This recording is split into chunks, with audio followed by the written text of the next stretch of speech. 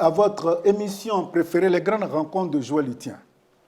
Aujourd'hui, nous recevons un cadre ivoirien qui est notaire. Il est aussi membre actif du PDCI RDA, vice-président et inspecteur général. Celui que nous recevons aujourd'hui s'appelle Maître Zéhouri Bertin Paul Arnaud. Bonjour, Maître. Bonjour, M. Etienne. Je n'ai pas écorché le nom? C'est parfait. C'est parfait. Mettons-nous à l'aise. Alors, c'est la première fois que je rencontre un notaire. C'est quoi un notaire? Merci, M. Etienne. Merci à tous ceux de vos confrères qui vous accompagnent à l'occasion de ce rendez-vous. C'est un plaisir pour moi de vous recevoir à votre demande et réellement une joie de pouvoir partager avec vous le peu d'expérience que je puisse avoir.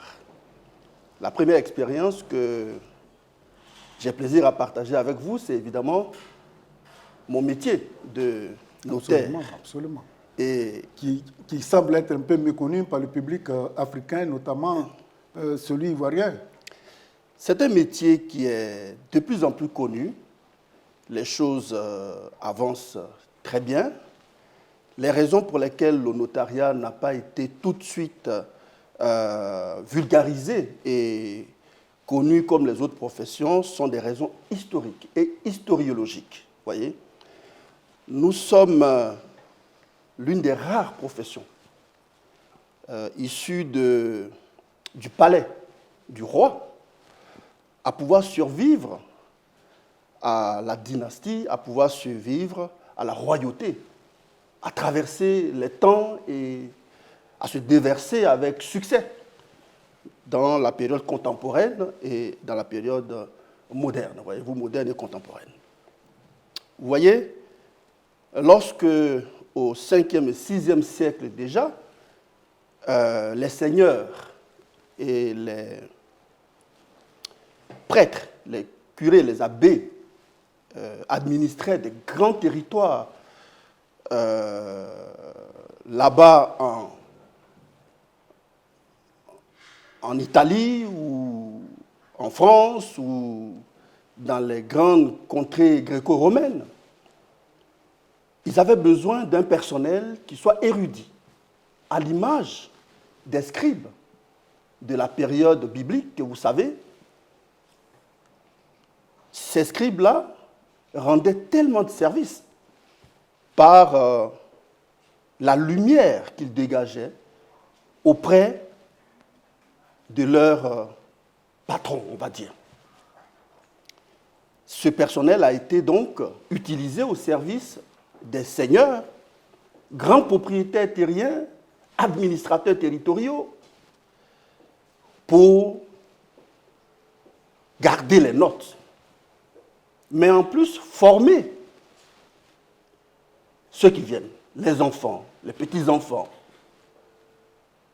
décompter les terres, les partager à qui en avait droit, etc., pour qu'il n'y ait pas d'histoire. Garder la mémoire de la famille. Et ainsi naquit le notariat. Ce métier, donc, qui est né donc, dans les entrailles des souverains, a été intégré au palais royal, le dernier sous Napoléon, au Châtelet, où chaque corps avait son travail qu'on appelle une charge. Vous, votre travail, c'est de soigner. Vous êtes médecin. Vous, votre travail, c'est d'interpréter la volonté de quelqu'un auprès du roi. Vous êtes avocat. Votre rôle, c'est de faire les inventaires pour pouvoir savoir qu'est-ce qu'il en reste après la mort de quelqu'un. Vous êtes inventorieur. Votre rôle, c'est d'écrire, garder des notes, sauvegarder la mémoire et donner l'authenticité. Vous êtes notaire. Votre rôle, c'est d'ouvrir les portes. Vous êtes donc un huissier qui est devenu aujourd'hui commissaire de justice. Tout ça, c'était des charges au service du roi. Dès l'instant où, à la Bastille, depuis 1789 et un peu avant, la monarchie a sauté et qu'on a basculé dans la République, les potentats ont estimé que toutes ces professions pouvaient sortir du palais parce que leur utilité n'était plus avérée. Par contre, pour être autonome, de telle sorte qu'elles sont sorties du palais pour devenir des auxiliaires de justice. De telle sorte que vous verrez des commissaires-priseurs, des avoués, vous verrez des avocats, etc., qui sont des libéraux. Ils conservent l'esprit du palais. Ils peuvent fréquenter le palais. Ils sont toujours bienvenus parce qu'ils ont l'expérience. Mais ce ne sont plus les agents du palais. Les notaires, par contre, ils le sont restés. La dernière définition. Et j'en ai terminé. Ils le sont restés parce que la pression foncière, d'après la Révolution, était telle qu'il fallait des agents sérieux, cardinaux, de confiance, pour pouvoir définir quel seigneur, après avoir abandonné une possession des terres infinie, peut la redéployer, soit au sein de sa propre famille, comme étant la sienne propre, ou alors la redistribuer à toute la communauté. Donc c'est là qu'on va vous obliger à prêter serment. Sont donc devenus une membrane de la République, de telle sorte que on leur a confié la main publique, la manus publica, et la confiance publique, la fides publica. Vous irez devant le fronton des études des notaires, des cabinets des notaires ou des offices des notaires, vous verrez, en France, en Belgique, au Canada, en Roumanie, partout dans le monde, les armoiries de l'État. Les armoiries de l'État chez nous, c'est la feuille de chêne et tout le reste. Et j'ai l'habitude de dire aux étudiants, quand vous entendez garde des Sceaux, ministre de la Justice, vous ne demandez jamais à quoi ça renvoie ces réalités. Garde des Sceaux, ministre de la Justice. Eh bien, le garde des Sceaux, il est justement là pour le sceau. Tout ce qui est authentique, les armoiries. Le notaire fait partie de ces gardes, de ceux qui conservent l'armoirie de l'État. Je vous présente Maître Zéhouri Bertin Armand Arnaud, qui vient de nous faire un petit cours pour que nous percevions et que nous percevons aussi les fonctions liées au notaire. Vous rédigez souvent des testaments. Est-ce que les Ivoiriens sont prêts à aller vers vous? Parce que pour aller voir un notaire, on a l'impression qu'il faut être discret, il faut se cacher pour aller voir le notaire. Et est-ce que ce constat que je fais, il est exact? C'est un constat qui est tout à fait exact. D'abord, le notaire travaille sur une multidimension. Il est à la fois l'ami du pauvre, du faible, le défenseur de la société, et à la fois l'ami du riche, de telle sorte que l'État peut compter sur le notaire pour prélever à chaque communauté des impôts, des taxes. Ah oui, vous jouez ce rôle-là aussi? Ah bien sûr, nous sommes des percepteurs d'impôts. D'accord. En la matière, les notaires de Côte d'Ivoire peuvent se targuer d'être les meilleurs contributeurs à la caisse fiscale de Côte d'Ivoire à travers la récupération des taxes en matière de cession foncière, en matière de toutes opérations liées au foncier et à la transmission du patrimoine à cause des vies ou à cause des morts. On va consacrer quelques minutes à votre fonction. Monsieur Fofana vient vous voir. Tout à fait. Monsieur Fofana dit qu'il est marié, il a des enfants, il a quelques biens et il veut faire un testament. Il vient vous voir.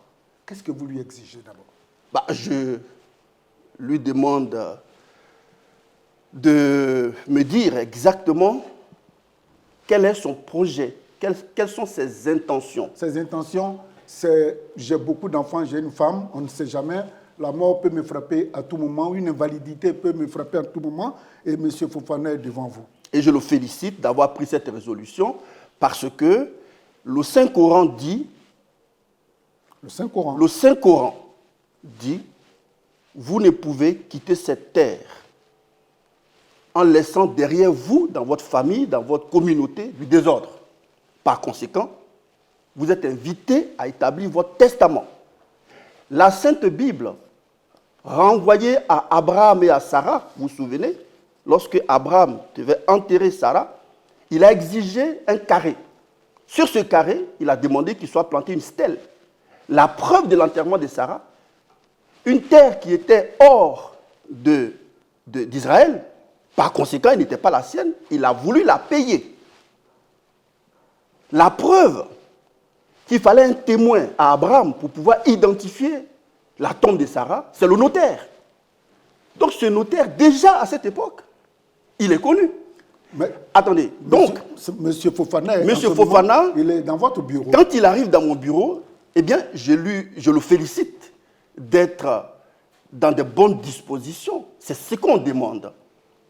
De manière à ce qu'il va organiser son patrimoine aujourd'hui, mais surtout après sa mort. Parce que le testament prendra effet uniquement à compter de sa mort. Ah oui? Oui.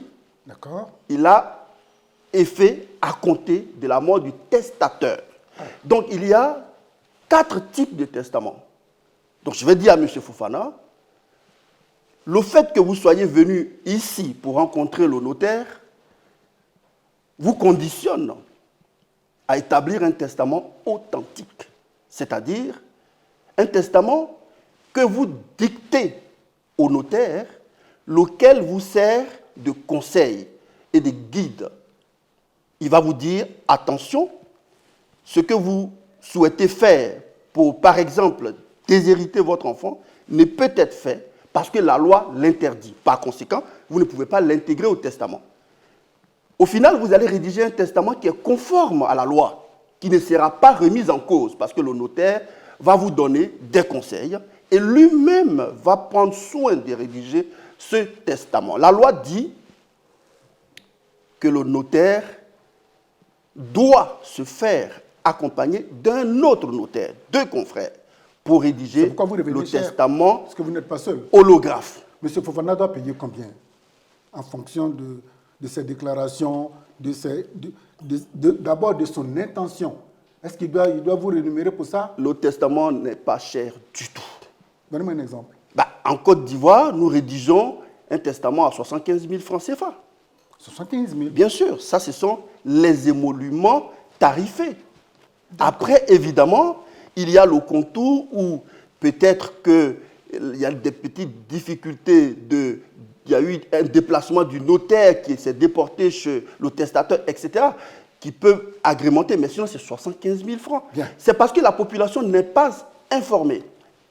Et je vous disais qu'en dehors du testament holographe... Vous informez aujourd'hui cette population? Oui, oui, oui. 75 000. Mais il faut que la population sache qu'il y a aussi le testament holographe, en dehors du testament authentique, dont je vous ai parlé tout à l'heure. Holographe, ça veut dire quoi? Holographe veut dire écrit de la main du testateur, signé et daté par lui, de sorte qu'il conserve lui-même sa chose là où il veut. En vous léguant quand même une copie? Non, non. Le testament pour lequel il peut me léguer une copie s'appelle le testament mystique. Ça, c'est une troisième catégorie de testament. C'est-à-dire que celui-là, il n'est pas obligé de l'écrire de sa main, de le signer de sa main, de le dater. Du moins, il peut dactylographier, il peut avoir recours à sa grande cousine, à qui il peut demander de l'aider à dactylographier, etc. À ce moment-là, il le met dans une enveloppe qu'il ferme, il scelle son enveloppe et il dépose l'enveloppe au notaire qui n'en connaît pas le contenu.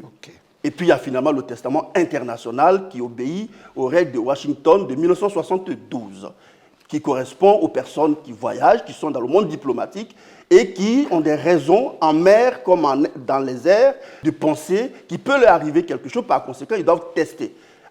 Et quand ils doivent tester, ils peuvent s'adresser à une officine diplomatique pour faire un testament international qui reste valable. Merci de nous décliner Je vous en prie. cette profession que vous maîtrisez avec beaucoup de professionnalisme. Est-ce qu'on peut parler maintenant de politique? Bien sûr. Vous avez été au représentant de M. Thiam dans votre région, le Lodjibois. Et puis, quelque temps, on vous a démis de votre fonction. Qu'est-ce qui n'a pas marché? Qu'est-ce que vous appelez, on vous a démis de votre fonction? Dans nos recherches, vous avez été démis quelque part. Non, Et puis, soyez réintégré. précis, soyez précis. Vous dites quelque part, ça veut dire quoi? Eh bien, quand le président Thiam a été élu, il a commencé à faire des nominations. C'est ça. Les hauts commissaires, les hauts représentants, ceci, les hauts... Et vous avez été, soit si c'est vous-même qui vous êtes octroyé le titre, ou bien si c'est quelqu'un qui vous l'avait demandé, mais après, le président Thiam vous a dit non, vous ne devez pas être mon haut représentant au niveau du Lodjibois.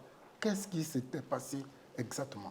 Alors, vous savez, le président Thiam organise le PDCI-RDA avec des hommes et des femmes que lui et son cabinet utilisent comme des pions pour servir à des postes stratégiques. Et vous ne remplissez pas ces critères? Écoutez bien, M. Thiam, le président du PDCI-RDA, dirais-je, a souhaité que la première mouture qu'il avait faite, 2 mois plus tôt, pouvait être organisée différemment. Et c'est tout à son honneur. Et c'est vous qui avez été le verrou qu'on a sauté? Non, aucun verrou n'a sauté. Il a juste voulu qu'on organise les choses autrement, tout en me confiant d'autres tâches beaucoup aussi importantes que les autres. Inspecteur du parti, est-ce que ce n'est pas honorifique? Vous pensez que c'est honorifique? C'est la question que je vous pose. Mais qu'est-ce qui ne serait donc pas honorifique? Ben, aux représentants, par exemple, ça vous... Non. Le haut représentant, jusqu'au 5 mars 2024, il n'était pas connu dans la constitution du PDCI-RDA, qui est un parti qui a 80 ans, bientôt. Donc, je ne vois pas en quoi une institution que nous avons créée pourrait être plus honorifique qu'une vice-présidence ou un inspecteur qui, lui, date de la constitution du PDCI. Alors, maître, ce qui est admirable, c'est que quand on vous a interpellé sur ce sujet, ça ne vous a pas découragé. Et vous êtes remonté même pour dire, soutenons le président Thiam, allons jusqu'aux élections. Mais pour quelqu'un qui avait cette notoriété que vous avez dans le Lodjibois, je crois que la capitale, c'est Divo. Oui, c'est ça. C'est Divo. Et puis bon, du coup, Divo apprend que l'homme en qui tous les militants devaient faire confiance vient d'être désagrégé d'une de ses fonctions, au haut représentant. Mais je ne comprends pas. Vous n'avez pas été déçu. Et puis bon, vous êtes rentré dans le rang comme si de rien n'était. Mais justement parce que... C'est la discipline. La Côte d'Ivoire, le Lodjibois est conscient que le PDCI organise ses élites en fonction des besoins et que le leader, le flambeau du Lodjibois est à la bonne place où le président Thiam souhaite qu'il soit. Alors, Lodjibois Divo, comment est-ce que vous êtes perçu là-bas? Mais c'est à vous d'en juger. Oui, je ne peux pas m'auto... On a fait une recherche où vous semblez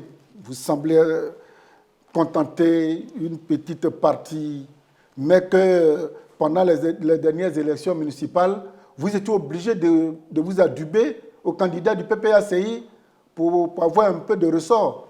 Ah non, pas du tout. Pas du tout. C'était un accord entre le président Bédié et le président Gbagbo. Et les candidats locaux que nous étions, on avait le devoir de matérialiser sur le terrain cet accord. Voilà ce qu'on a fait. Et qu'est-ce que ça donnait? Ben, ça n'a pas donné du succès, mais pas par la faute spécialement de quelqu'un. On sait très bien ce qui se passe dans ce contexte, ce qui s'est passé en 2023 pendant les élections locales. Je ne voudrais pas faire plus de commentaires. Ce qui est passé est passé. Est-ce que le PDCI est représenté aujourd'hui dans le lot d'Ivoire? Mais absolument. Avec combien de pourcentage? On dit que vous avez jusqu'à 5 ou 10%, puisque les adversaires du RHDP, puissants matériellement et économiquement, eh bien, vous étiez comme des feuilles mortes sur l'eau. Alors, M. Etienne, vos propos qui sont un peu caricaturaux sont taillés juste pour que vous ayez des explications. Je les attends. Mais vous allez les avoir. Je vous écoute. Tenez-vous bien. En 2018, j'étais candidat à la présidence du conseil régional du Lot-d'Ivoire en tant que candidat indépendant, affrontant de ce fait le RHDP et le PDCI composé. Qui venaient, ils venaient de se séparer à nouveau. D'accord. Donc chacun avait son candidat. Les deux grands partis se livraient donc la compétition. Et moi, j'étais le petit indépendant qui venait de m'établir dans le Lot-d'Ivoire après donc un séjour en France de très longue durée. Et après 3, 4, 5 ans de présence réelle sur le terrain, écumant, village par village, campement par campement, ville par ville, avec les actions sociales dont on va parler tout à l'heure, j'espère, la population a jugé que j'étais apte à être président du conseil régional du Lot-d'Ivoire. Et elle vous a conféré ce pouvoir? Ce pouvoir ne m'a pas été conféré pour des raisons que personne n'ignore. Et ce n'est pas sur votre plateau que je vais déballer ce dont la technologie électorale vous a frappé? On a renversé les urnes? Écoutez, l'histoire est là, l'histoire elle est disponible pour tout le monde. Je souhaite à chacun de faire la lecture. Oui, mais quand vous-même vous réfléchissez, vous savez que le peuple vous a fait confiance. Donc vous comprenez? Mais la CEI, ça dit que les responsables de cette CEI ont renversé les tendances. Mais monsieur Joël Etienne, il faut me laisser aller au bout de mes idées. Mais vous hésitez. Parce que non, attendez, parce que j'étais en train de vous expliquer que tout seul, l'homme a attribué 15 000 voix. Tout seul. Le PDCI était le PDCI avec 76 ans d'existence. Le RHDP était le parti qu'il est aujourd'hui. Chacun a eu 18 000 voix, l'autre 18 500 voix, et moi indépendant 15 000 voix. Alors, lorsque je deviens PDCI, avec un potentiel, comme ils disent, ce n'est pas moi qui le dis, parce que moi, si on m'avait laissé dire, la réalité serait autre chose. Et ils le savent, tout le monde le sait. C'était quoi cette réalité? La réalité, c'est que nous sommes majoritaires. Et lorsque en 2023, quand vous n'étiez pas du d'un parti, en 2023, j'apporte ma contribution, ma présence, ma vigueur, ma fougue, mon amour au parti de Félix Houphouët-Boigny et d'Henri Konan Bédié, 15 000 voix, plus les 18 000 attribués au PDCI, ça donne combien, M. Joël? Ah ben écoutez, ça dépasse les 30 000. 33 000. Oui. Contre 18 500 pour le parti au pouvoir. Et alors? Et alors, à l'arrivée, c'est encore 2% que nous avons. Qu'est-ce que vous voulez que je vous explique? Vous avez été frappé. Quand on n'est pas fort, on ne se mesure pas à ceux qui sont forts, qui ont la technologie électorale. Ben, ça, c'est vous qui le dites. Le jeudi ne me pas vos propos. 11 juillet 2024, vous avez reçu à votre domicile des chefs traditionnels, des guides religieux. C'était pourquoi? Oh, je reçois souvent les dignitaires que j'appelle les détenteurs du pouvoir authentique dans la région du Lot-d'Ivoire et dans le Go. Je les reçois souvent. Et vous priez pour qui, contre qui? Mais parce que ce sont mes parents. Vous priez pour qui, contre qui? Ce sont mes oncles. Oui, mais là, vous priez, vous les appelez pour prier contre qui ou bien pour qui? Je suis leur flambeau. Il est donc normal que je les vois souvent pour prendre de leurs nouvelles et leur donner de mes nouvelles. Mais nous ne prions pour personne, contre personne. Nous prions pour notre région, notre territoire, notre pays. notre jeunesse qui est en danger, en sursis, notre santé qui est en péril, notre sécurité qui est désorganisée, les maladies qui écument nos territoires. Il ne se passe un jour dans nos régions, dans le Lodjibois, dans le Gor, sans qu'il y ait des morts en cascade. Que faire? Pour un simple défaut de Doliprane. Alors que faire? Mais il faut organiser la riposte. C'est-à-dire? C'est-à-dire qu'il faut que les pouvoirs publics, d'abord, ensuite, les initiatives privées s'organisent, territoire par territoire, pour qu'il y ait une solidarité, que les cadres se mettent ensemble, que les jeunes se mobilisent, que les femmes entreprennent, pour qu'il y ait un peu plus à boire, pour qu'il y ait un peu plus à manger, de telle sorte que quand on vous écoute, les gens tomberont moins malades. Le RHDP a fait fiasco sur ce coup-là dans votre Mais le RHDP n'a pas créé la Côte d'Ivoire. La Côte d'Ivoire a été créée par les Ivoiriens, dont je ne connais même pas l'existence, mais ensuite la colonisation, à travers des mécanismes propres, ont permis à des tribus de se mettre ensemble pour former un territoire. Nous allons dater la Côte d'Ivoire de Félix Houphouët-Boigny et de ses amis, mais le RHDP n'était pas là à cette époque. Thiam, qu'est-ce que ça vous dit? Un Ivoirien très compétent, un patriote, disponible pour son pays, un combattant, un modèle. Il n'est pas le seul. Il y a vous aussi, Joël. Et vous aussi. Merci. Mais Thiam est des nôtres. Et nous le reconnaissons comme tel. Jean-Louis Bion, ça vous dit? Mais bien sûr, je dirais les mêmes choses pour monsieur le ministre Bion. Il s'est déjà lancé, hein, il s'est autoproclamé candidat. Et ça vous dérange, la plupart des cadres des militants du PDCI RDA, il y en a qui le désavouent, il y en a qui l'adulent. Mais on est dans le jeu politique. Tout à l'heure, vous avez estimé que dans le lot d'Ibois, il y a des gens qui n'étaient pas susceptibles de m'apporter leur amour, ce que je conteste vigoureusement. Vous n'avez qu'à vérifier. Mais en politique, si vous n'êtes pas chahuté un peu, vous n'êtes pas encore arrivé, monsieur. Alors, maître, à supposer que demain, la candidature de M. Thiam ne soit pas validée, quel serait, selon vous, le plan B que le PDCI adopterait? Mais pourquoi la candidature de M. Thiam ne serait pas validée? On ne sait jamais, c'est une supposition. Non. On ne part pas en guerre avec un doute. Nous avons un cheval gagnant. Et ce cheval ira jusqu'au but. Il gagnera. C'est tout ce que je peux vous dire. Vous affirmez, hein? Affirmatif. À supposer que le président Ouattara, sa candidature soit maintenue, vous pensez pouvoir tenir ce discours-là? Mais parfaitement. Le président Ouattara est une personnalité que j'admire beaucoup, comme tous les hauts cadres de mon pays. Je vous l'ai dit tout à l'heure.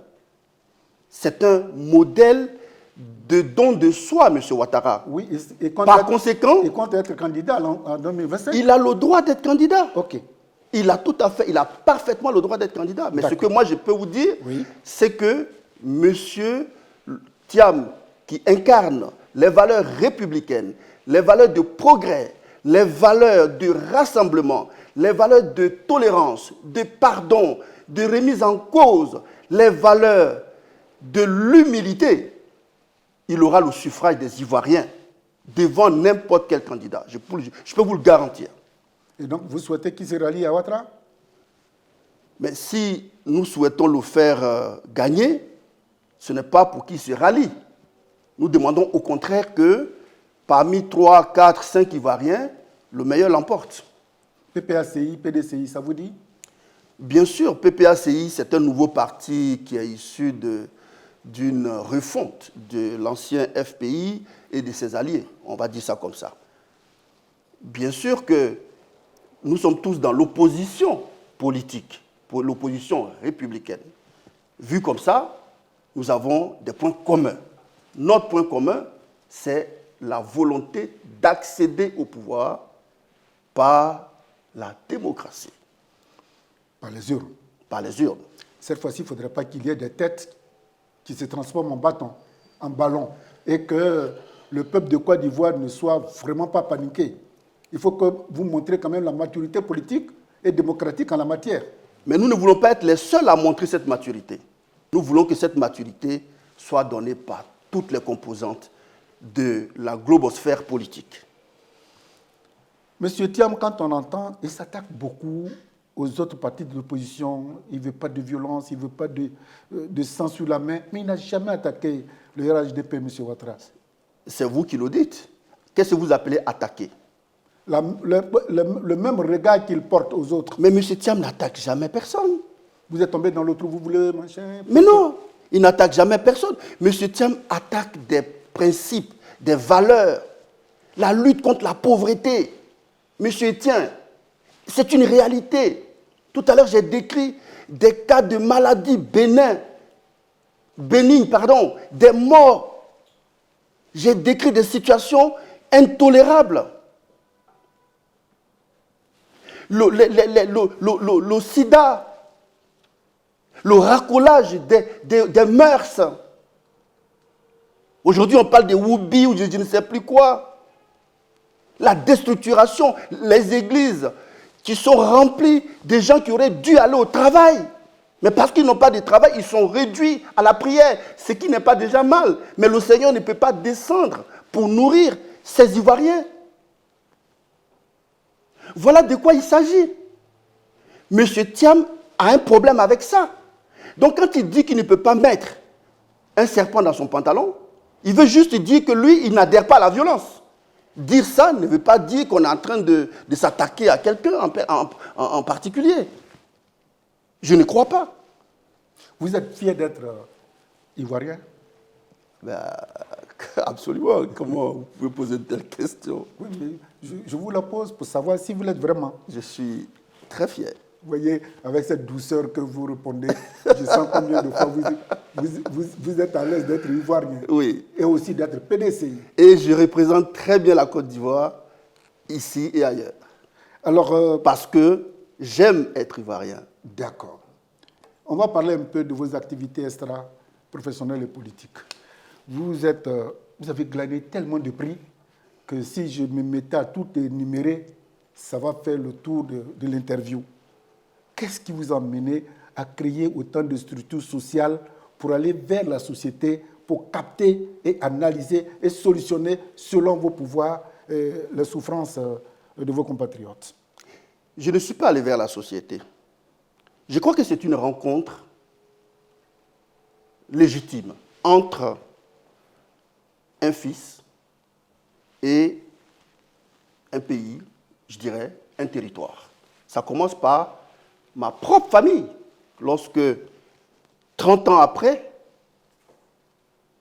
je rentre de France, ma propre famille est déstructurée. Ma propre maman, aujourd'hui, a plus de 100 ans. À l'époque, elle était au bord de la tombe, monsieur. Mais lorsque je rentre, elle reprend espoir. La famille nucléaire également. Assez rapidement, j'organise tout le monde. Ce n'est pas de l'orgueil, ils sont là, ils m'écoutent. Ils peuvent témoigner, mes frères, mes cousins, mes tantes, mes oncles. Je remets tout le monde à flot. Et ça s'étend sur le village. Ça s'étend au canton. Et les gens disent, mais tiens, en voilà un qui a l'oreille attentive. Alors viens ici, toi. Tu es notre flambeau. Ça, c'est la suite des actes humanitaires que vous posiez à l'époque. Absolument. Qui vous a valu cette estime familiale. Absolument. Les gens ne vous ont pas posé la question de savoir derrière quoi vous courez. Du tout. Cette question n'a jamais été posée. Je vous la pose aujourd'hui. Parce que lorsque... Je vous la pose. Est-ce que vous pouvez me la répondre? Oui, j'y réponds. Lorsque j'étais au C1. Non, ça peut me donner la réponse. Bien sûr, écoutez bien. À l'école primaire. Écoutez bien. Mais le temps de revenir à l'école primaire publique de Guébié, dans le canton Abouyiri de Divo, j'étais en C1, je me suis présenté pour être candidat à l'élection du président de la coopérative scolaire. Il y avait des candidats de CM2, des gens qui avaient déjà des enfants. J'ai gagné cette élection et j'étais le président de la coopérative scolaire pendant 2 ans, jusqu'au C2. Donc, vous voulez dire par là que ensuite, ça vous suit. Mon leadership s'est confirmé. J'étais en 4e où j'ai été président du MESI de mon collège. Ensuite, je suis devenu président du club d'anglais au lycée municipal de Divo. Ensuite, président de la promotion terminale. Et enfin... Président. Voilà. Derrière quoi vous courez aujourd'hui? Mais ce que je veux dire, c'est que c'est une prédisposition qui rencontre probablement un destin. Je suis croyant, j'aime l'homme, j'aime que l'homme soit bien dans mon regard, j'aime que l'homme me représente dans son regard, et c'est tout. Je n'attends rien de plus que ça. Après, chaque action a une finalité, mais qui, elle, est naturelle. La mienne, je ne la connais pas. C'est à vous de me dire. Non, vous dites que depuis le CP1, vous avez été président, CP2 président, CE1 président, CM2 président, 5e président. Si je ne vous le dis pas, personne ne vous le dira.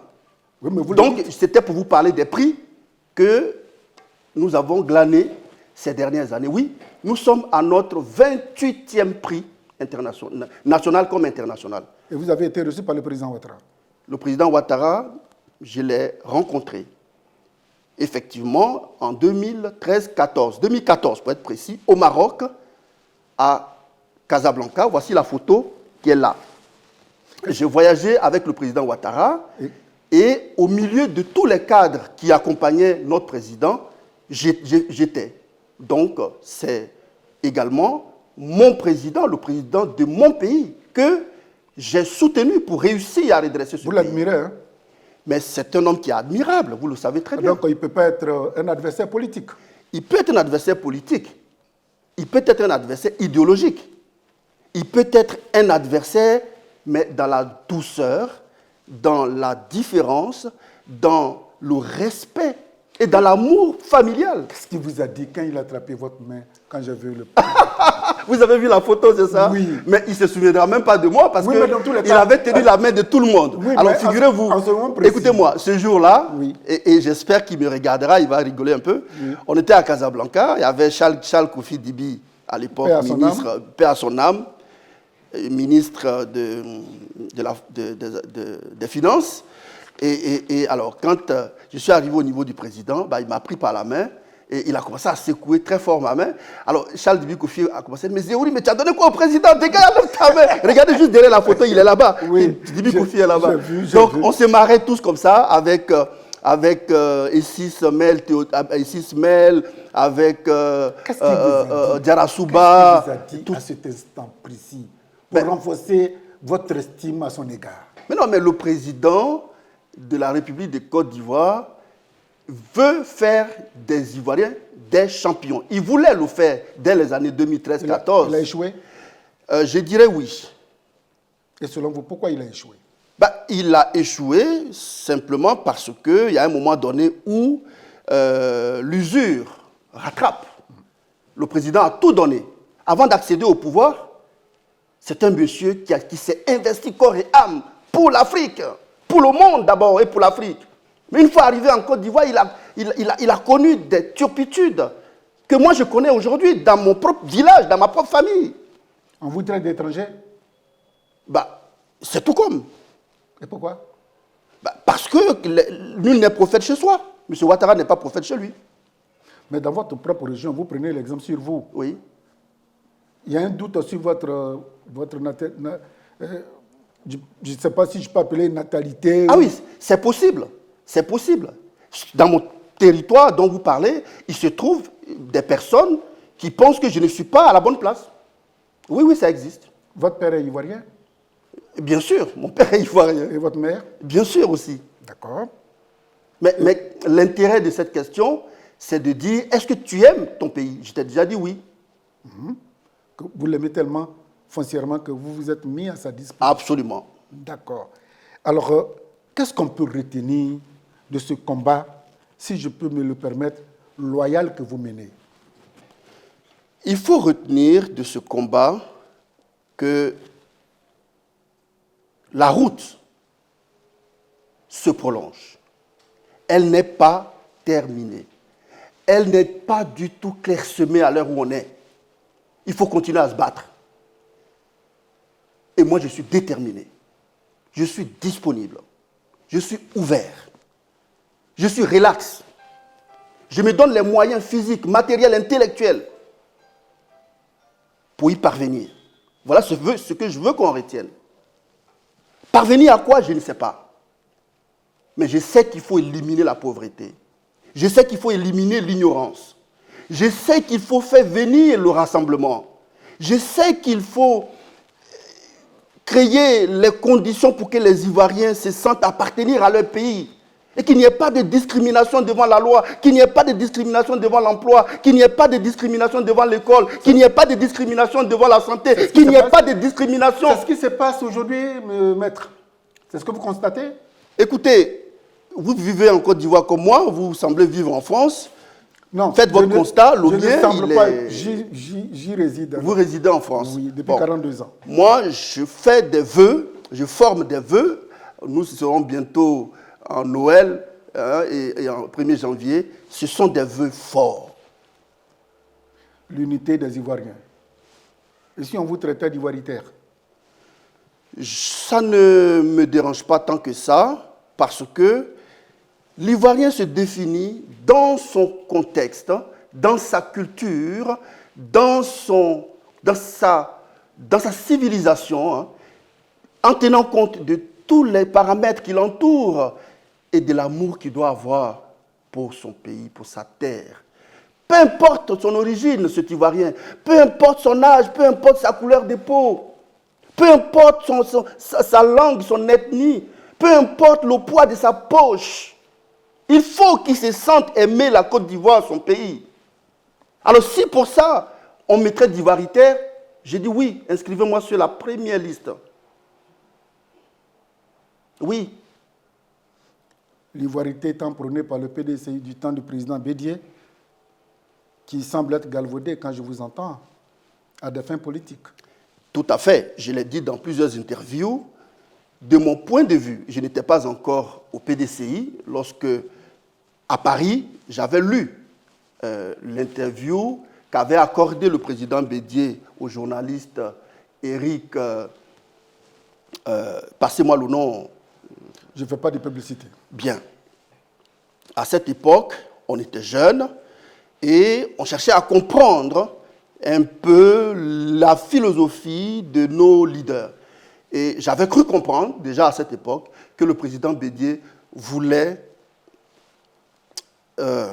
manœuvrer, inciter la fibre patriotique, l'amour de son pays, l'amour de sa maison, l'amour de ses frères, de son entourage, de ceux avec lesquels vous vivez, de ceux avec lesquels vous partagez.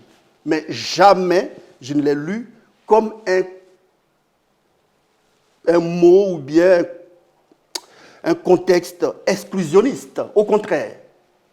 Après, évidemment, on ne va pas empêcher les uns et les autres d'avoir compris ça selon ce qui les arrange. D'interpréter selon. Voilà. Donc ça a donné lieu à des interprétations.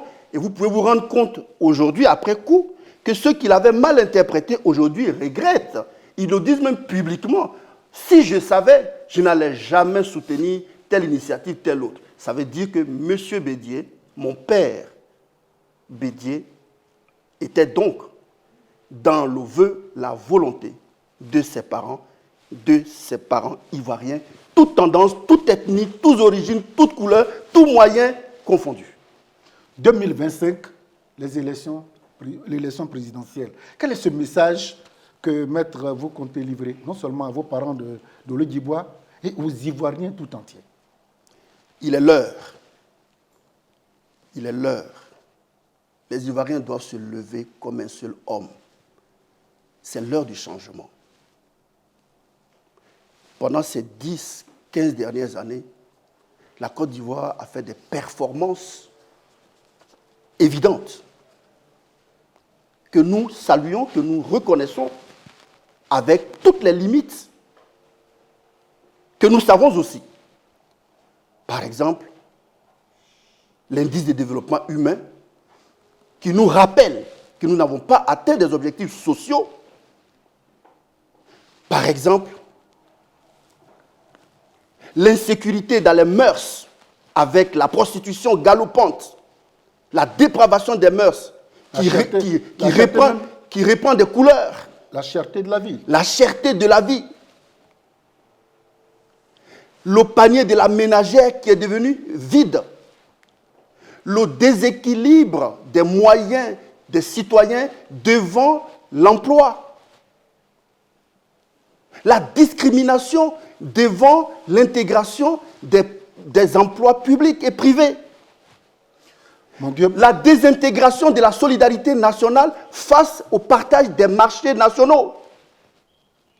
De tout ça, nous avons le droit de parler en disant « Attention, chers Ivoiriens, les objectifs prônés n'ont pas été atteints. » Mais ce n'est pas dire du mal de quelqu'un que de dire ça, c'est un constat. Donc il faut changer l'appareil. Par conséquent, il faut essayer d'autres paradigmes. Il y a un homme politique qui a dit, quand le médicament n'est pas bon, il est possible d'en essayer un autre. Est-ce que ça, c'est insulter quelqu'un? Il s'appelle Laurent Gbagbo. C'est vous qui dites des noms, mais avant lui, il y a eu d'autres politiques qui l'ont dit. Donc ce que je vais vous dire...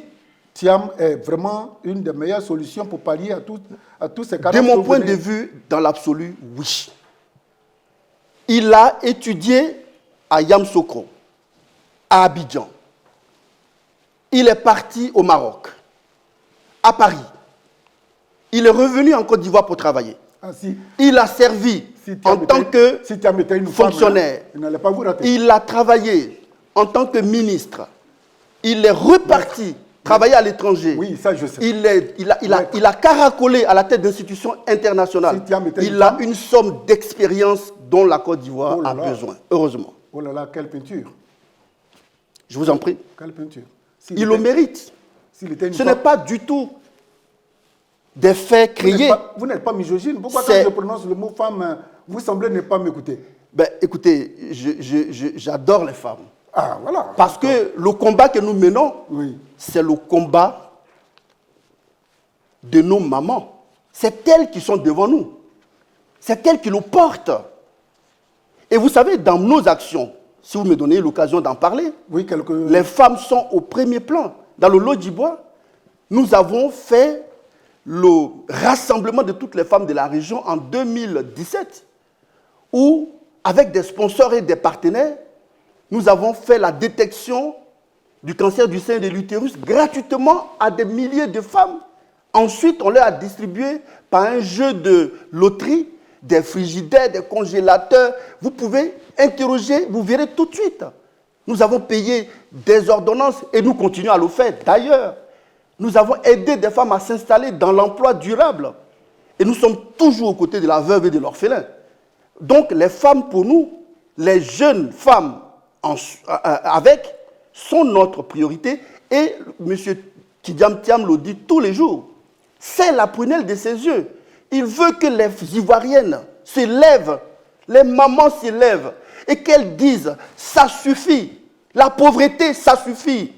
L'ignorance dans laquelle on vous plonge, pour laquelle vos enfants ne peuvent plus aller à l'école, se détournent de l'école pour aller fumer la drogue, pour aller faire du wubisme, pour aller s'inventer des rêves dans l'océan, pour aller se suicider, ça suffit. Les mamans ont le droit de se lever le dit. Je demande aux mamans du Lodjibois et du Go, aux mamans de la Côte d'Ivoire, de rejoindre les autres femmes, les jeunes filles.